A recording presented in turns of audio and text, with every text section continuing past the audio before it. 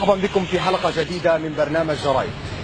موضوعنا اليوم شيق كثير، عن بلد المليون شهيد.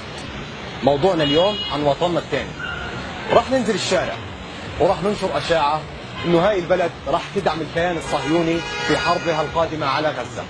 ابقوا معنا. اللي هو دولة الجزائر، أكيد بتعرف يا دولة الجزائر، راح تدعم الكيان الصهيوني في عدوانه القادم على قطاع غزة. شو رأيك في هذا الموضوع؟ غلط. بلد المليون شهيد ما بتعملش حاجات زي هيك.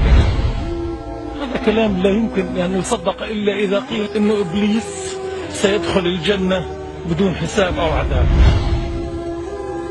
لأن إحنا مسلمين بنضلنا شعب واحد ويد واحدة وقلب واحد، وبعدين إحنا لازم نقاوم العدوان بأي طريقة، وكل وطن عربي لازم يجمع ضد الاحتلال. اللي ضحى من أجل إنه يطرد استعمار بمليون شهيد ما بعتقدش إنه يبيع دم هؤلاء دول الشهداء من أجل قضية تخص مش فلسطين، تخص العالم أجمع. ضحت بمليون شهيد من أجل ضرب الاستعمار، وأنا بعتقد إنه الجزائر ممكن تضحي كمان بمليونين من أجل فلسطين. يعني هذا الكلام مستحيل. يستحيل ينسى التاريخ والحب العظيم الشعب الجزائري.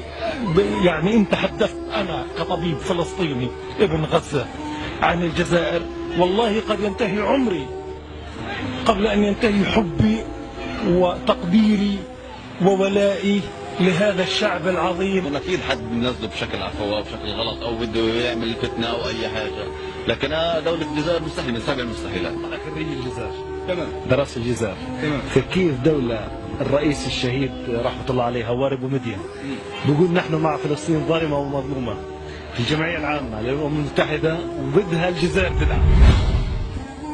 ايش تحكي انت؟ انا قريت الخبر هذا الصبح. مستحيل هذا الكلام، لا فيش منه. دولة الجزائر هي دولة فلسطينية اصلا، احنا اخوة مع بعض، طول عمرها تدعم القضية الفلسطينية والشعب الفلسطيني. تيجي اليوم تحكي لي تدعم الحرب ضد غزة؟ انا مش انا اللي حطيت الخبر، انا بقول لك قاري الخبر. هذا الاعلام الصهيوني، الاعلام الصهيوني هذا بيحاول انه يشوه سمعة فلسطين والجزائر مع بعض، لكن الجزائر طول عمرها هي داعمة للشعب الفلسطيني. الجزائر تعتبر قبلة الثوار. الشعب الفلسطيني هو من أقام دولة الجزائر في القاعة البيضاوية في 15 نوفمبر 88. بدك الجزائر اللي تقف مع فلسطين ظالمة ومظلومة تقف مع الكيان الصهيوني ضد قطاع غزة أو فلسطين؟ يعني صعب مستحيل حتى لو كانت الكاميرا الخفية مستحيل امبوسيبل، مستحيل. طب شو بتمثل لك الجزائر؟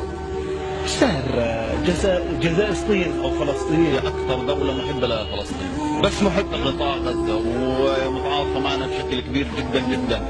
وقبل شويه انا وصاحبي كنا قاعدين على النت بشكل عفوي، كلمنا واحد من الجزائر صدفه، لا بنعرف ولا بيعرفنا، ورحب فينا ترحيب جامد جدا، ورحبنا فيه كمان احنا ودعمنا، كان احنا معاه قلبا وقالبا. الجزائر هي الدم الذي يجري في العروق والقلب والعقل، حالة وجدانية غير عادية لا يمكن أن تكون. اسأل الشعب الجزائري الذي شجع منتخب فلسطين ضد منتخب الجزائر. كيف يمكن أن أصدق خبر؟ أين مصدر هذا الخبر؟ وحتى لو جاءت كل مصادر الدنيا والإعلام لن أصدق إلا إذا قيل لي كما قلت لسيادتك أن إبليس دخل الجنة بغير حساب أو عقاب أو ثواب.